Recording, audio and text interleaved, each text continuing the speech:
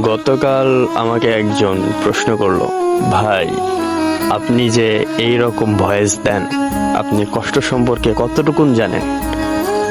আমি আমার প্রিয় মানুষটাকে 5 বছর ভালোবাসার পরেও তাকে পাইনি।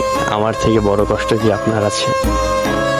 আমি একটা কথাই বলবো ভাইকে, এবং বলেছি যে আপনি আপনার প্রিয় মানুষটাকে কাছে পেয়েছেন, তাকে স্পর্শ করার স্বাধীনতা পেয়েছেন, তাকে ভালোবাসি বলার অধিকার পেয়েছেন, তাকে নিয়ে তার সাথে ভবিষ্যৎ পরিকল্পনা করেছেন। কিন্তু ভাই, আমি আমার প্রিয় মানুষকে ভালোবাসি কথাটা বলতে পারিনি। তাকে স্পর্শ দূরের কথা, তাকে দেখাটাও আমার জন্য অনেক বড় কিছু ছিল। তাহলে আপনি এখন বিবেচনা করেন।